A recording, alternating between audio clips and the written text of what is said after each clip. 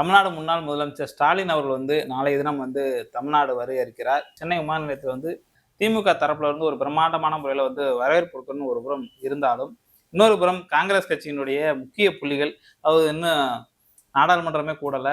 அதற்கு முன்பாகவே வந்து கதற தொடங்கியிருக்காங்கன்றதை பார்க்க முடிகிறது.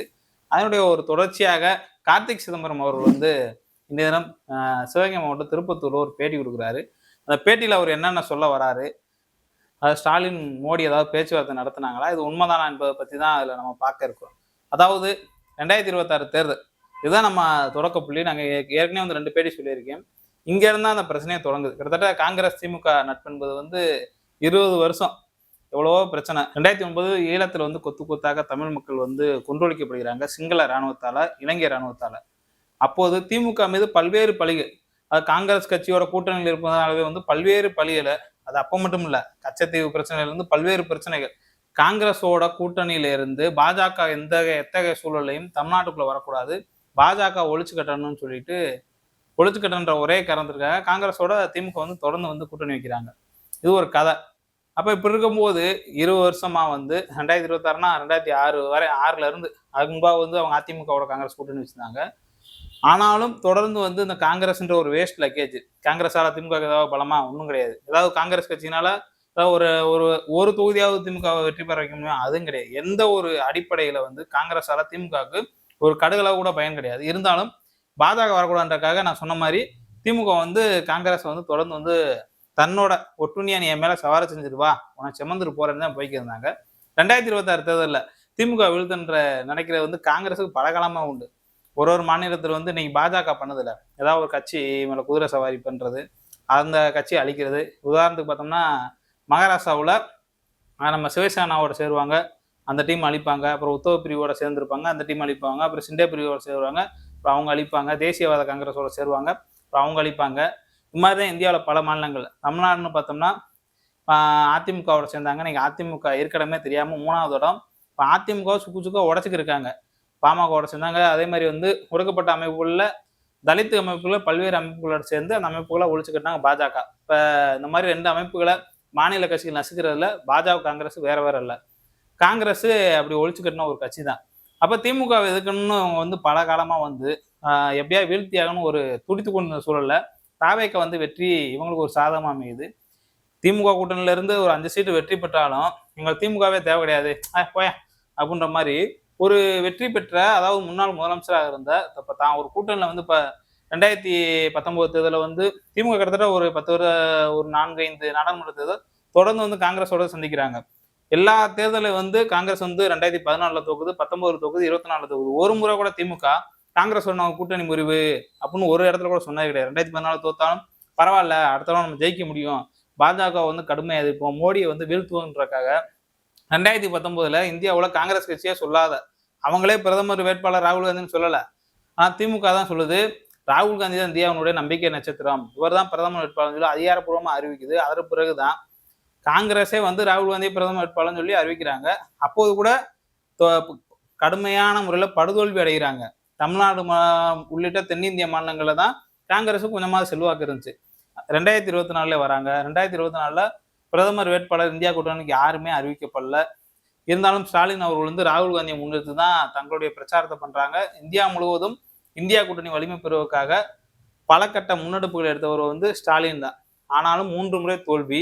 ஒரு இடத்துல கூட ஸ்டாலின் அவர்கள் வந்து காங்கிரஸ் வேணாம், எங்களுக்கு காங்கிரஸே தேவை கிடையாது, நாங்கள் பாஜக பக்கம் போறோம்ட்டு போனதே கிடையாது. இன்னைக்கு வருவோம் சீனுக்கு. இப்போ தாவேக வெற்றி பெற்றுச்சு, தாவே கூட போயிட்டாங்க. ஒரு சந்திப்பு கூட கிடையாது. மாநில தலைவர்லேருந்து ஒன்றிய தலைவர் வரைக்கும் கீழே தொண்டர்ல இருந்து மேல காங்கிரஸ் கட்சியினுடைய தலைவர்கள் வரைக்கும் யாருமே திமுக வந்து மதிக்காம தாவே கூட போயிட்டாங்க. இப்படி போனவனுடைய விளைவு வந்து என்ன ஆச்சுன்னா, தற்போது வந்து அண்மையில வந்து நாடாளுமன்ற கூட்டத்தொட துவங்க இருக்கிறது. இதுக்கு முன்பாக பார்த்தோம்னா ஸ்டாலின் அவர்கள் முதலமைச்சராக இருக்கும்போது தொகுதி மறுசீரமைப்பு, பெண்களுக்கான 50% இடஒதுக்கீடு எல்லாம் கொண்டு வரும்போது பாஜக தொகுதி மறுசீரமைப்பு என்ற பெயர்ல வந்து தென்னிந்திய மாநிலங்களுக்கான தொகுதி வந்து குறைக்கின்ற ஒரே காரண நோக்கத்துக்கு அடிப்படையில் அமைஞ்சதுனால திமுக காங்கிரஸ் உள்ளிட்ட எதிர்கட்சிகள் வந்து வலுவாக வந்து அதை எதிர்த்து 3/2 பங்கு கிடைக்காத அளவுக்கு பெரும்பான்மை கிடைக்காம அந்த மசோதா தோல்வி அடைஞ்சு. தற்போது அந்த மசோதாவுக்கு மோடி அவர்கள் வந்து ஸ்டாலின் அவர்கள் வந்து அணியிருக்க மாதிரியான ஒரு செய்தி வந்து வருகிறது. எந்த அளவுக்கு உண்மைத்தன்மைன்னு தெரியல. ஒருவேளை வந்து இப்படி பரப்பி பார்ப்போம். திமுக மேல வந்து நற்பெயரை கேவலப்படுத்தணும்னு ஒரு செய்திக்காக காங்கிரஸ் பண்ணுச்சான்னு தெரியல. அதை உறுதிப்படுத்தக்கூடிய வேலை தான் நம்மால் யார் கார்த்திக் சிதம்பரம் என்ன சொல்றாருன்னா, ஆசை வார்த்தைகளை வந்து திமுகவை நோக்கி பாஜக கூறுதான். ஆசை வார்த்தை கூறுனால திமுக வந்து மயங்கிருச்சு. அதாவது 3 வருஷம் 5 வருஷம் இனிமே காத்திருக்க தேவையில்ல விஜய் ஆட்சி முடியறதுக்காக. 2029லயே வந்து நீங்க ஒத்துக்கிட்டீங்கன்னா, நாங்க ஒரே நாடு ஒரே தேர்தல் கொண்டு வரோம். நீங்க வந்து திரும்பி வந்து மாநில தேர்தல் நடக்கும். நீங்க அதுல வெற்றி பெற்று முதலமைச்சர் ஆகுங்க அப்படின்னு சொல்லி பாஜக வந்து பேச்சுவார்த்தை நடக்குது. யார் சொல்றது? கார்த்திக் சிதம்பரம்.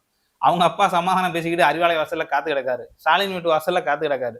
நீங்க எப்படியாவது எங்களோட தான் வரணும். நாங்க சொல்றதை நீங்க செய்யுங்க. எவ்வளவு பிரச்சனை இருந்தா பரவாயில்ல, அதை பெரிதுபடுத்தாதீங்க அப்படின்னு ஒரு கருத்தை சிதம்பரம் சொல்றாரு. அவங்க பையன் என்ன சொல்றாருன்னா, இந்த மாதிரி பேச்சுவார்த்தை நடத்துறாங்க, ஆசை வார்த்தை கூறுறேன். நான் கேட்கிறேன், ஆசை வார்த்தைக்கு திமுக வந்து மயங்கர கட்சியா? எவ்வளவோ ஆசை வார்த்தை. 2024 நாடாளுமன்ற தேர்தலில் பெரும்பான்மை கிடைக்கல. அவங்க நினைச்சிருந்தாங்கன்னா, உங்களை கழட்டி விட்டு போயிருந்தாங்கன்னா, கிட்டத்தட்ட 22 எம்பி இருக்காங்க. 10 எம்பி 15 எம்பி இருக்கக்கூடிய நம்ம சந்திரபாபு நாயுடு, நிதிஷ்குமாரே வச்சுக்கிட்டு ஒரு 15 தான் இருக்காங்க. அப்ப இருக்கும் போதே சென்ட்ரல்ல 4-5 மினிஸ்டர் வாங்கும்போது ஸ்டாலினுக்கு ஒரு ஆசை வார்த்தை வேணும்னு நினைச்சிருந்தாருன்னா அவர் ஈஸியா போய் நின்றுக்கலாமே. அதே மாதிரி திருப்பூர் விஷயம்ல அவ்வளவு கடுமையா ஃபைட் பண்றாங்க. பாஜக எதிர்த்து பாஜக வந்து மதுரையில இருந்து மதக்கலவரம் பண்ணணும்னு நினைக்கிறாங்க. பாஜக எதிர்த்து அவ்வளவு ஃபைட் பண்றாங்க. மதுரை மக்கள் புடநிலை அடிச்சு உங்களை விரட்டுவாங்க. மதுரை மண்ன்றது சமத்துவத்துக்கான மண் அப்படின்னு ஒரு கருத்தை வந்து அழுத்தம் திருத்தமா தெரிவிக்கிறாரு. ஏன் ஆசை வார்த்தைக்கு மயங்கி இருந்தா அன்னைக்கே போயிருக்கலாம்ல. அதே மாதிரி மக்கள் தொகை கணக்கெடுப்பா இருக்கட்டும், நீட் பிரச்சனையா இருக்கட்டும், தமிழ்நாட்டுக்கான கல்வி நிதி பிஎம் ஸ்ரீ அப்படின்றதுக்காக மும்மொழி கொள்கை வந்து நீங்க ஏத்துக்கிட்டீங்கன்னா உங்களுக்கு 4000 கோடி தரேன்னு சொல்லிட்டு ஒன்றிய அரசு சொல்லுது. அதெல்லாம் ஏற்க முடியாது. எங்களுக்கான நிதியை கொடு. மும்மொழி கொள்கைன்றது வந்து தமிழ்நாட்டுக்கு செட் ஆகாது. அண்ணா எப்படி இருமொழி கொள்கையை வகுத்து தந்தாரோ அந்த கொள்கை தான் நாங்கள் வருவோம்னு சொல்லிட்டு அழுத்தம் திருத்தமா சொன்னாரு. இதுல வந்து ஆசை வார்த்தைக்கு வந்து இன்னைக்கு ஸ்டாலின் வந்து பணிஞ்சிட்டாராம். இது கார்த்திக் சிதம்பரம் சொல்றாரு. யார்கிட்ட அதெல்லாம் சொல்றீங்க? நீங்க வேணா ஆசை வார்த்தையை ஒரு 2 வார்த்தை கூறுனாங்களா, அடுத்த தடவை நீங்க பிரதமர் ஆயிக்குங்க.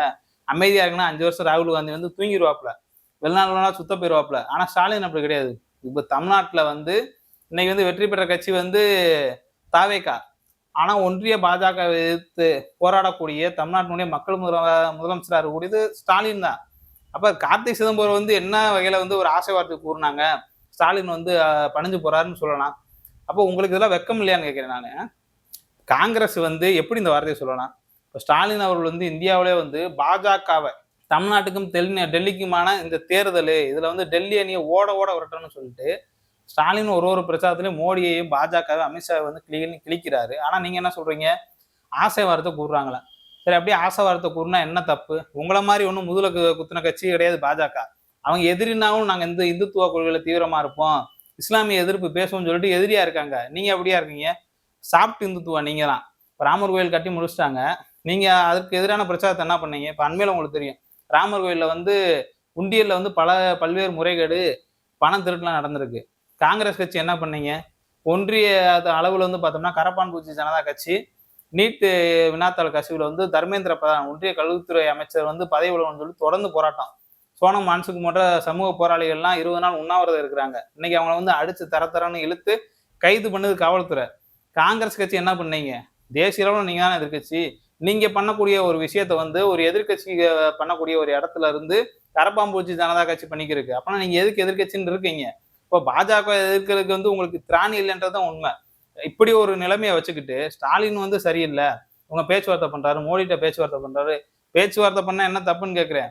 ஸ்டாலின் அவர்களுக்கானது வந்து நியாயமான முறையில் வந்து தொகுதி மறுவரை நடந்தா அது ஆதரவு தான். அநியாயமான முறையில் நடந்தாத எதிர்ப்பே தவிர உங்களுக்கு உங்களை மாதிரி எதிர்க்கிறதா எதிர்கட்சி பண்ணணும் எதுக்குன்றதுக்காகலாம் கிடையாது. நியாயமான முறையில் பாஜக பண்ணுச்சுன்னா பண்ணட்டும். 2029 வரைக்கும் எதுக்கு ஸ்டாலின் அவருக்கு காத்து இருக்கணும்? ஏற்கனவே குதிரை பேரத்தை வந்து சிக்கியிருக்காரு விஜய்.